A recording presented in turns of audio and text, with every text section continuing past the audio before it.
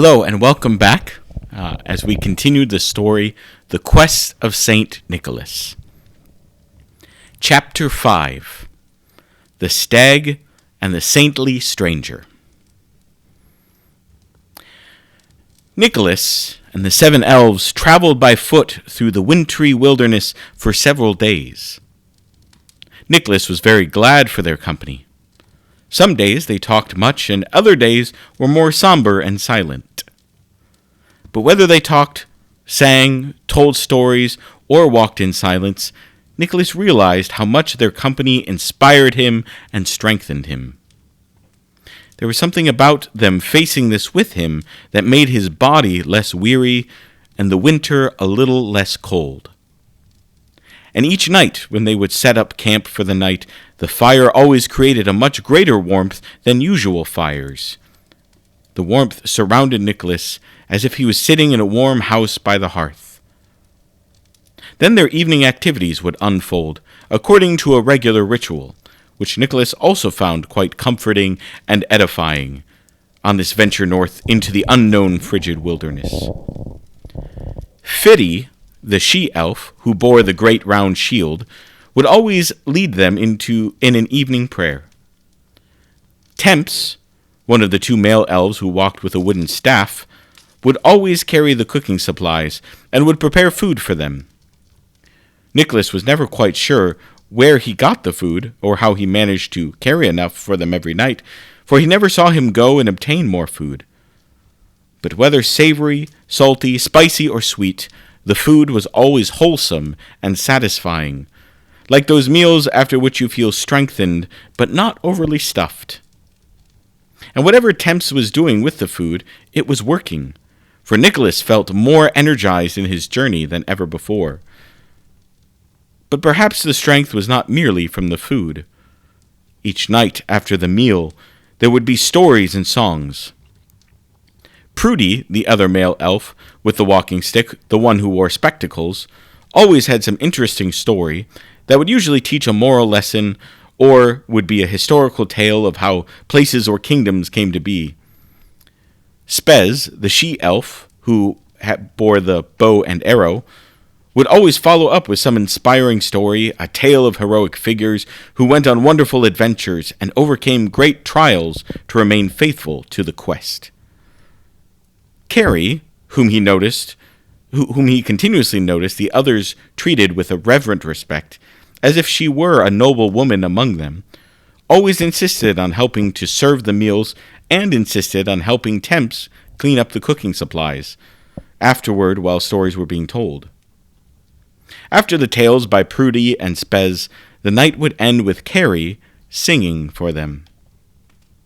Her voice was pure and bright, and stirred a deep longing within Nicholas's heart, a longing for something he did not know. As she sang, the other 6 elves would hum and sing along in harmony. Their singing would awaken parts of his heart and soul that he hadn't even known were there. It was as if their music fanned into flame a dying ember, a spark deep down in the depths of his being, bringing a life and light that he never knew he had ever lost or missed. Some nights the songs were bright and happy, and other nights slower and tinged with heartache. And yet all of them seemed to be movements of that same great song. Sometimes the elves would sing in a language he could not understand. Sometimes they would sing in a language he could understand, and other times it would be a language he did not know.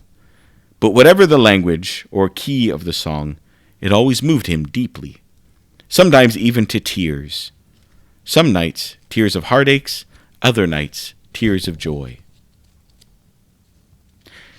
As they traveled their journey north, the days gradually grew darker and colder and gloomier. The daylight hours seemed to lessen and lessen, and even when it was daylight, the light seemed muted, dimmed. It was as if the days and the world were under an ever-tightening grip of whatever evil, beastly darkness they would confront, advancing upon the world with its dominion of darkness, cold, and dreariness. Even with all the joy and encouragement of the elves, days of trudging through thick snow and cold winds still brought weariness to the body and soul. Their progress northward slowed to a trickle as it got more difficult, not only to drag their feet through deepening snow, but also to orient themselves in the right direction. Each day, the sun and stars were ever more obscured by frigid fog and cloud. This led to frequent stops in conversation with the elves about which way was north. And thus with these days came not only a growing weariness, but also a growing desolation in Nicholas's soul. He was on the verge of frustration and anger, for he began to question the whole point of this journey. Was it all just to wander aimlessly in this wilderness until he froze to death? Certainly, it was a more pleasant journey with his 7 companions, now friends, but was this all just a hopeless venture? Had he expected too much of himself to be the one to confront the darkness and venture north only to realize that in his fragility he would be taken out by frigidity? How brash, how foolish, how pointless. He had promised so much, so boldly to take on this great task, to save the world, to save the children, to save Basilios, only to fail. It was on a day when Nicholas felt particularly weary and desolate, when, after much intense conversation with the elves, they at last settled on following a certain path through the woods, which was not so much a path as a slightly less dense stretch of trees, perhaps a small snow-covered stream bed. It as the blowing snow and fog had grown so thick that they could barely see but a few feet in front of them, they really had no other course to follow. They followed this slow-going path for some time until they came to an intersection. They could just barely make out the path splitting off into 3 other directions, like a great crossroads. As now they had a decision to make, conversation ensued with the elves as to which way to go. It was at this moment that the fog cleared ever so slightly, and that they saw not far from them a great stag looking upon them. It stood bold, powerful, and majestic, its eyes not filled with fear, as often the eyes of wild animals are when they see a human, but rather of expectancy. The stag in its own right was a striking creature, but what made it all the more majestic and stunning was a great blazing torchlight that glowed and flickered between its mighty antlers. What appeared at first as merely a great flame, upon closer inspection, was a flame in the shape of a glowing cross. After looking at them for some moments, the stag turned and walked a few paces down one of the paths. It then paused and looked back, as if waiting for them to follow. The stag won't lead you astray. It has always led me down the right path. Nicholas jumped, as the voice did not come from one of the elves, but from the trees beside the path. A man stood among the trees, wrapped in furs and a cloak, leaning on a great bow. "Who are you?" said Nicholas. "You startled me, sir, as I thought these woods were quite uninhabited." "Peace, brethren. I mean you no harm. I am called Eustace. I came in the name of the Moon Maiden, whom I understand is guiding your quest, and I believe she spoke to you about such a moment in your journey." At that moment, the words of the Moon Maiden echoed in Nicholas's mind. "Second, a sign. When you have lost your way and know not where to go, follow the shining sign of his sacrifice. When at a crossroads, follow the cross."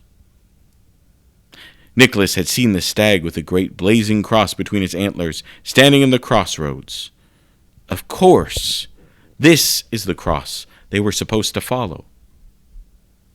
"This sign has not led me astray," continued Eustace, gesturing to the stag with his bow.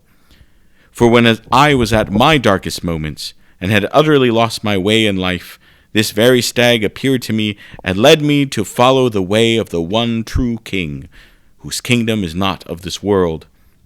Follow this sign of the king's cross, and it will certainly lead you through the darkness onto the right path." "Thank you, and—" Nicholas began as he turned from the stag back to the man, only to abruptly pause, for the man was no longer there. It was as if he had simply vanished entirely.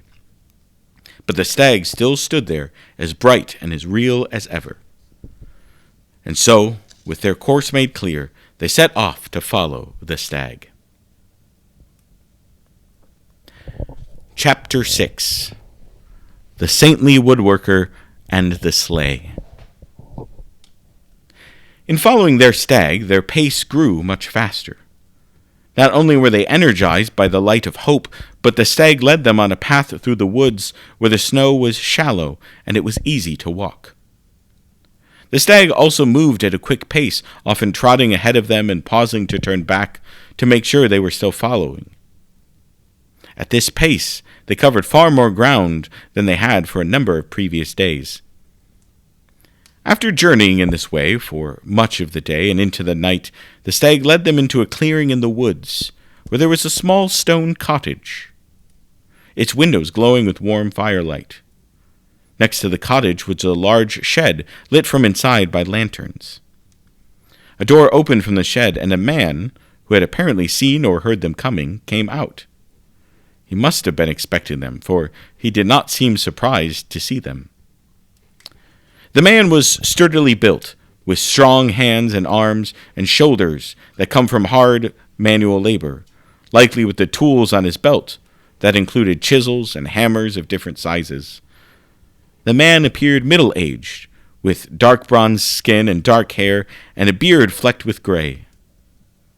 But while he certainly looked younger than Nicholas, his eyes seemed aged and wise far beyond his years, making Nicholas feel that he himself was much younger than this man, or at least less wise.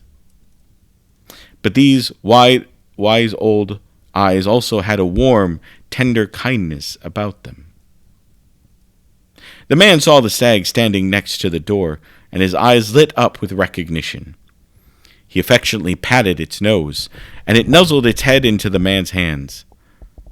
The man smiled gently, and turned to Nicholas and the crew of elves. "Come." He then turned and led them inside the stone cottage.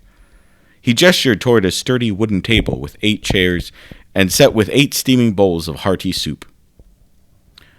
"When you finish eating, you may come out to my workshop, for there is a project I have been working on for you." Without further explanation, the man went out the door and back to the workshop. Nicholas and the elves, too weary for words, but happier and more contented than they had been for some days, ate their supper in silence, after a prayer of thanksgiving for the food, led by Fiddy, of course. Nicholas certainly had more questions about their experiences that day, and about who this man was, but was content to wait until later.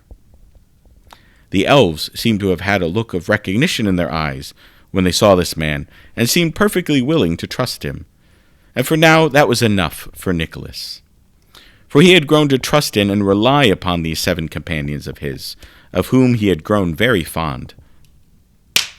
After they finished their supper, they headed out to the workshop.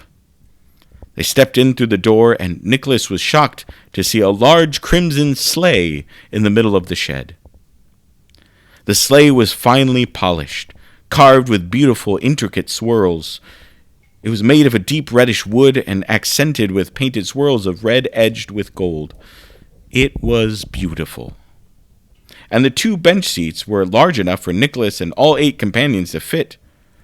There was even a large compartment at the back of the sleigh to store supplies for a long journey, which looked well stocked with food, warm blankets, and other supplies they may need. The sleigh was hitched to a team of 8 reindeer, and in front of the reindeer was the great stag with the glowing cross between its antlers, who again looked at them expectantly.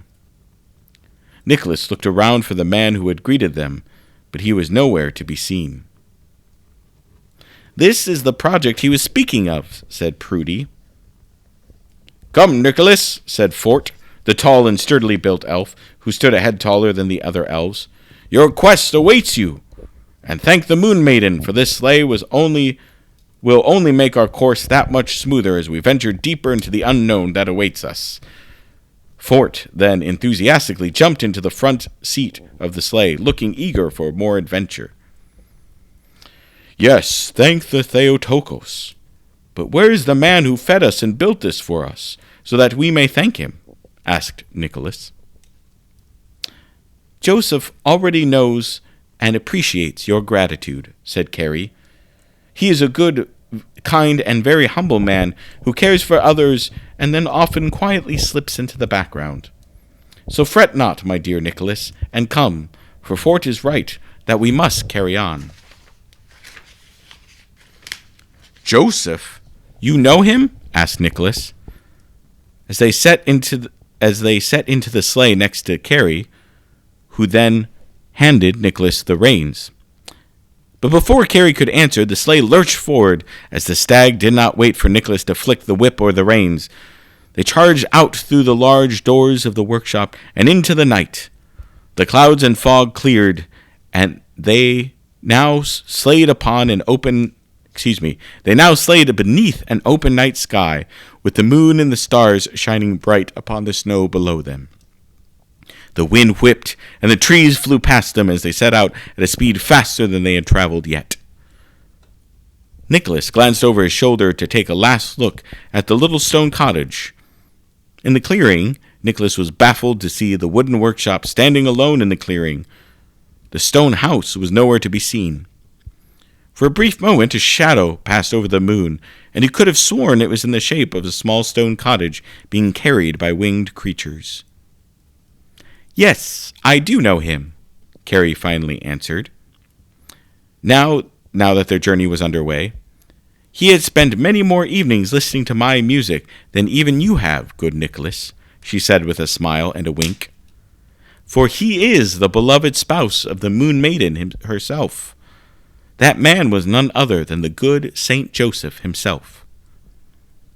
Nicholas's mind reeled with wonder at this marvel, and at all the marvels he had experienced already on this journey. He looked up at the night sky under which they rode, and smiled at the moon shining down on them, saying a prayer of thanks for the watchful guidance of the Moon Maiden, and even more for the light of her sun that she reflected through her to them. He sighed in wonder. Then Carrie began to sing one of her songs in some ancient language, which seemed both strange and yet somehow familiar. The melody was both haunting and comforting, and the tinkling of the small bells on the reins seemed to jingle along in a mysterious harmony. And smiling with a joy he had not felt for some days, Nicholas fell into a deeper, more sound sleep than he'd had for many nights.